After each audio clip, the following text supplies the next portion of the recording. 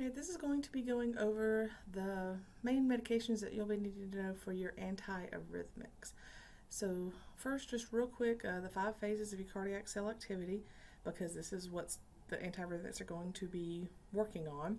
So phase 4, your cells, cardiac cells, are at rest and they're waiting from some sort of generation of a spontaneous impulse or a transfer of an impulse from an adjacent cell. Then we go to phase 0.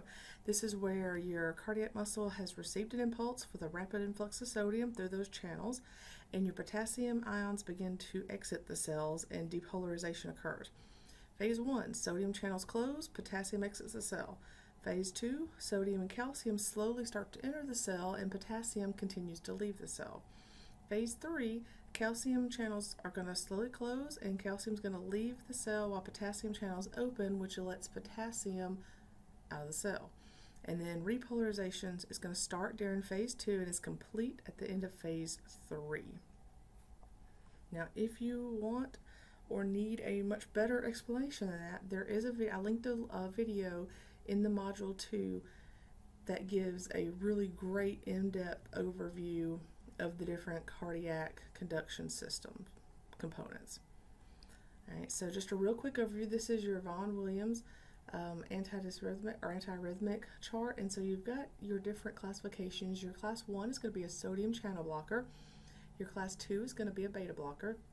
Your class 3 is a potassium channel blocker, and a class 4 is calcium channel blocker, and then class 5 is miscellaneous. So this is the primary one we're concerned with here is going to be adenosine. But these are your charts here,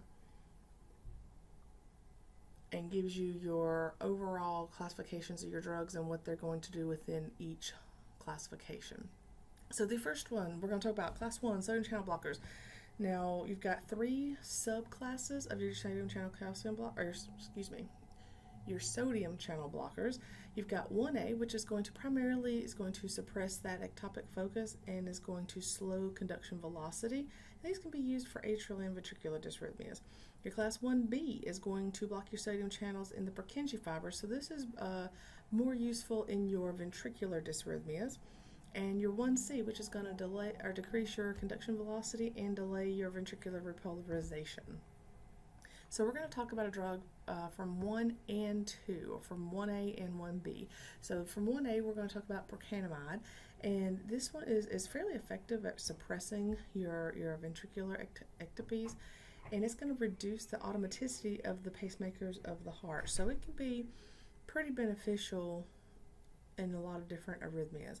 Now, your onset, pretty fast, 10 to 30 minutes. Peak effects are 15 to 20. Duration's only 3 to 6 hours. So it doesn't last a very long time in the grand scheme of things. All right, it is a synthetic drug, and it's going to produce some of the same pharmacological actions as quinidine, which is another sodium channel blocker, when used as an antiarrhythmic. Now, it is more commonly given as an oral medication, but occasionally can be given as a parenteral or given IV in an emergency situation. So indications: persistent cardiac arrest due to VTAC with a pulse. Yeah, I guess in cardiac arrest that'd actually be VTAC without a pulse, but maybe they had one before. All right, can also be used in reentry AFib, or which is the Wolff-Parkinson-White syndrome, the WPW. All right, your contraindications: 2nd degree or 3rd degree heart blocks. You may also hear these sometimes called a high degree heart block.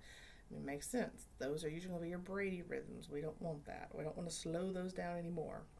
All right, your precautions: avoid in patients with a known or suspected prolonged QT, because if you slow that down anymore, then they may run into like the RLT or something like that.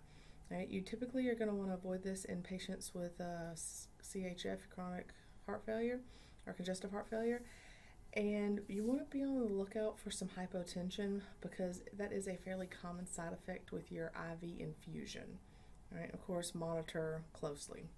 Your side effects: drowsiness, seizures, confusion, bradycardia, heart blocks, nausea, vomiting. In severe cases, you could have respiratory or cardiac arrest.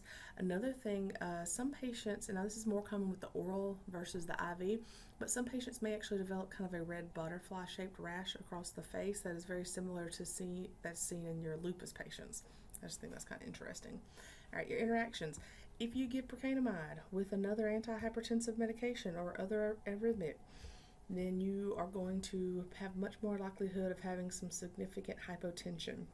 Right? If you give it with lidocaine or another arrhythmic, then you have a much higher chance of having a toxicity develop, which will cause some central nervous system depression. Right, so your dosing on here. If you're treating your VTAC or AFib, then procainamide typically is going to be given about 20 to 50 milligrams per minute until the arrhythmia is suppressed. And your maintenance dose is then going to be 1 to 4 milligrams per minute. So the best way to mix this up and give it, you're going to take 1 gram, put it in 500 mLs of D5W, and then that will give you a concentration of 2 milligrams per milliliter. And so then you can just work out your milligram, both your initial and your maintenance dose from that same bag there. All right. Next one, lidocaine.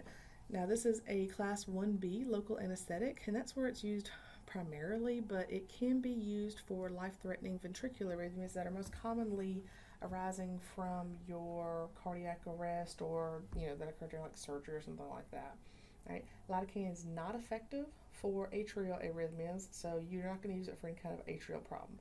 And it's going to suppress your ectopic focus with your ventricular arrhythmias, but it's not going to depress your normal impulse conduction. So it's pretty good as far as not completely knocking out the cardiac drive there.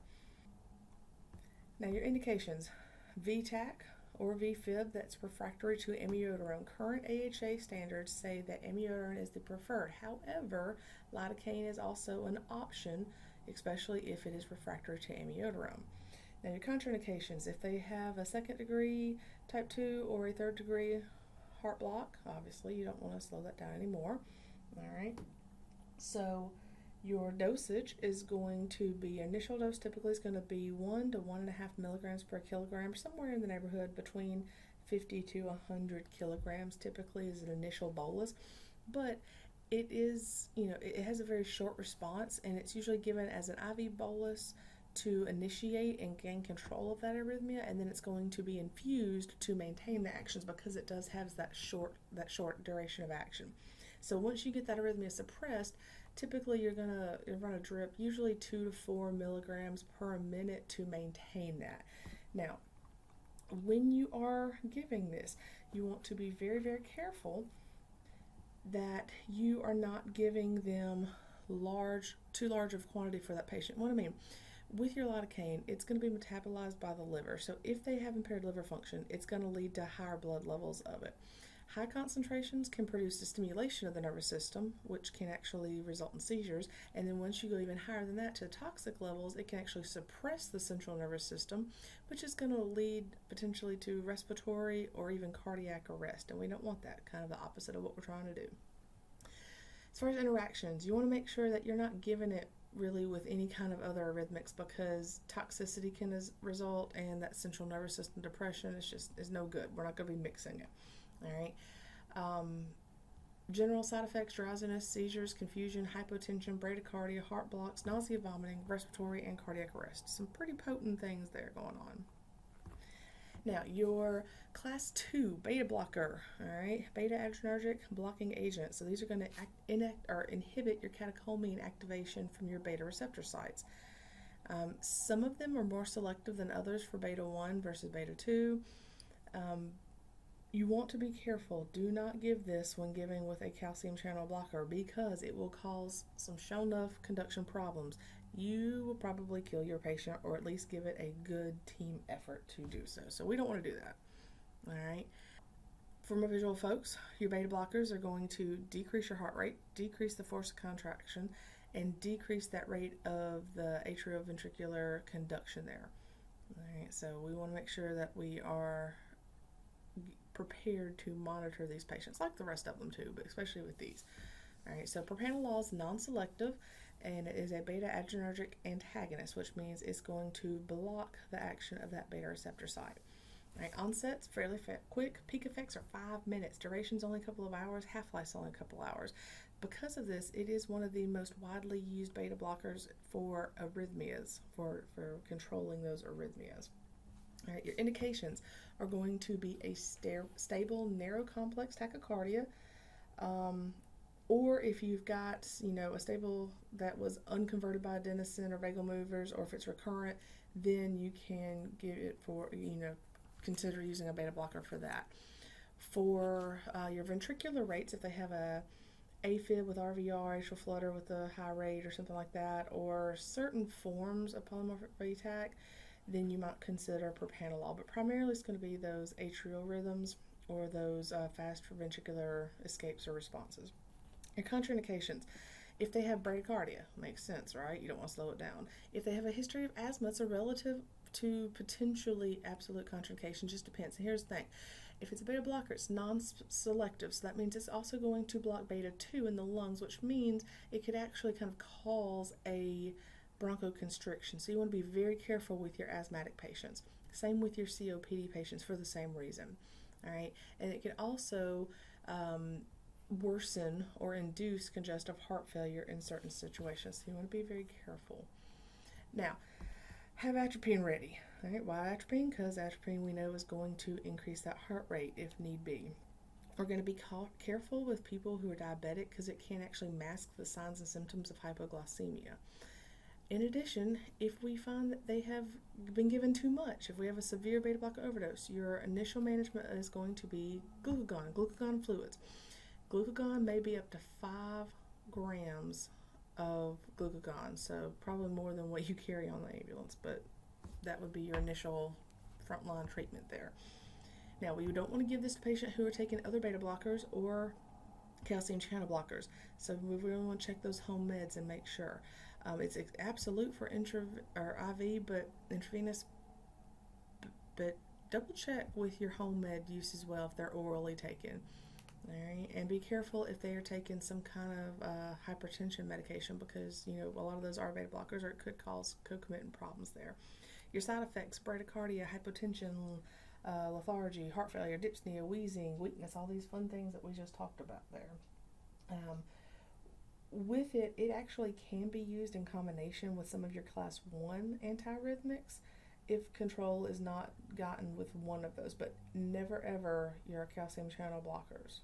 Oop, too far. Dose. All right, so with propranolol, you need to have it diluted. You're going to take 1 milligram and 10 mils of D5W or saline, and we're going to give it slowly. We're going to give about half a milligram to 1 milligram slowly over 1 minute, and our total dose should not exceed 0.1 milligrams per kilogram. Moving on to class 3, the potassium channel blockers. Okay, so overall, these are going to prolong that absolute refractory period by extending the duration of phases 1, 2, and 3 of that cardiac cycle. These can be used to treat your atrial or your ventricular tachycardias. All right, some places you may actually see amiodarone as a treatment for WPW, but that's fairly controversial. All right. Your amiodarone is going to be your class 3, and it's going to prolong that action potential through all the cardiac tissues. So it's going to affect your sodium, potassium, and your calcium channels, and it has both alpha and beta antagonist properties. So it kind of hits them across the board. The onset takes a little while for your oral, 2 to 3 days. Now, of course, IV is a lot faster than that, but still. Your peak effects, 3 to 7 hours for the oral, but half-life there, 40 to 55 days. It stays in your body for a very long time. So you've got to make sure if they have taken this or if they take this at home of any other potential contraindications or interactions with other medications that you may give. All right, so we are giving it for, of course, our life-threatening cardiac dysrhythmias, VTAC, VFib. You can use it for a stable irregular narrow complex tachycardia like AFib, or a stable regular narrow complex tachycardia like SVT potentially. All right, your contraindications: breastfeeding patients and cardiogenic shock. It is an absolute contraindication there, and it is a class D drug for your pregnancy, which means it is absolutely contraindicated. Now, once again, if your patient's breastfeeding and they're actively dying, you may want to call your doctor and talk to them and get their input on this. All right. Of course, your second and third degree AV blocks, symptomatic bradycardia, known hypersensitivity. Most of your contraindications are pretty straightforward here. Precautions: if they have heart failure, be careful because heart failure can worsen administration of this can worsen their heart failure. Another thing is it contains iodine, so this can actually interfere with thyroid function. Now, that's not big enough to say no, don't do it, just a precaution to think about. For your side effects, of course, you've got bradycardia, increased ventricular beats, prolonged PR intervals, QR complex, QT intervals. So you must monitor the EKG. And we're going to watch for other signs of toxicity that would be affecting the pulmonary system from usually your heart failure, like dyspnea, cough, that kind of thing. All right. A lot of interactions here: warfarin, digoxin, procainamide, quinidine, phenytoin. So all of those are potential interactions. Some of those are home meds. So you want to make sure to find out what kind of home medications they are taking. So it's important to do a really good assessment of your patient. So our dosing for VFib, all right, or pulseless VTAC, so basically your cardiac arrest dose, we're going to give 300 milligrams IV push, and this is not over a certain amount of time, this is just a push, 300 milligrams. And then if needed, we're going to repeat with 150 milligrams push if needed. Now, for a wide complex tachycardia with a pulse, all right, 150 milligrams over 10 minutes, repeated as necessary. So this is going to be one that we're going to mix, usually in a small volume bag, 1 to 200 mLs, and give it over that 10 minutes. For your narrow complex tachycardias, same dose, 150 milligrams over that 10 minutes, mixed in a small volume bag. And then you may follow that with an infusion of 1 milligram per minute over the next 6 hours as needed to maintain control over that tachycardia, which for us in the pre-hospital setting, most of the time we're going to be already at the hospital dealing by the time they're ready to deal with that. Now, your class 4, your calcium channel blockers, okay?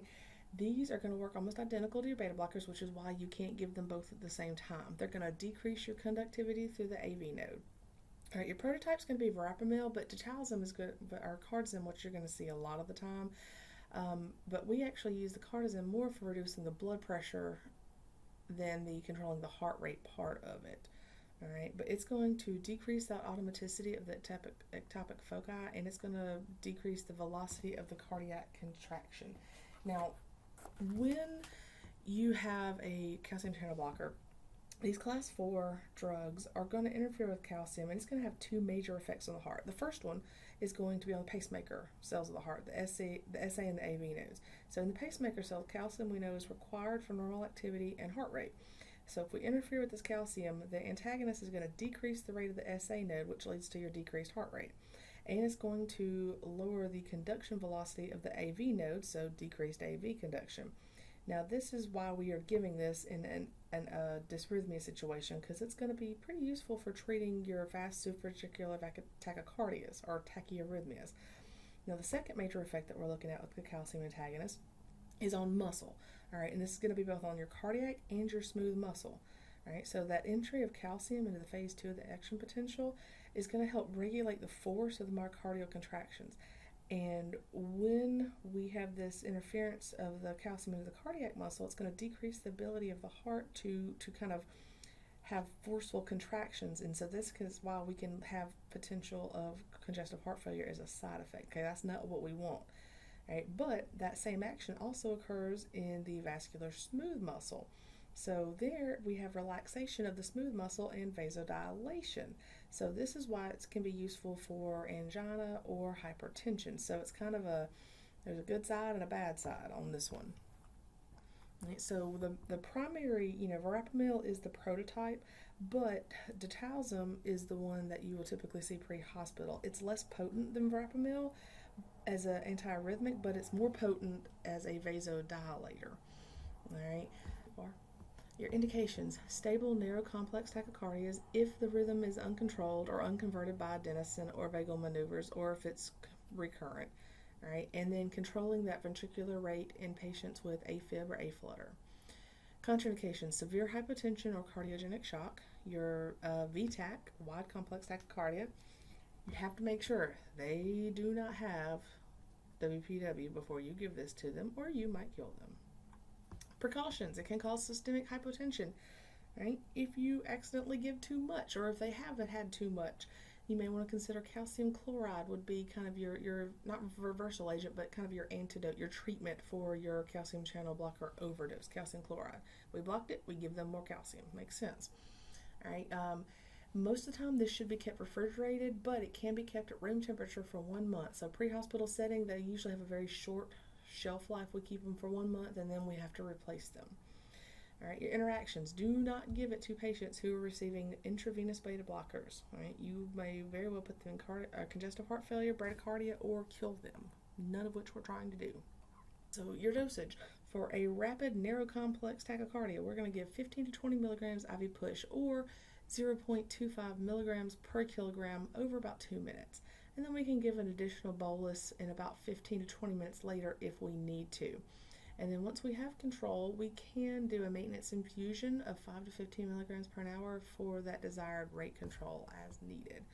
Of course, your side effects: nausea, vomiting, dizziness, headache, bradycardia, heart blocks, hypotension, asystole. All right, so your class 5, your other. This is adenosine, and this is a naturally occurring metabolite of adenosine triphosphate, ATP, right? We give this IV to stop supraventricular tachycardias. Right? The main action is going to decrease that AV conduction and a little bit of the SA pacemaker activity. So it slows the rate of the ventricles in this acute tachycardias. Very, very, very short half-life. Look, we're talking seconds here, okay?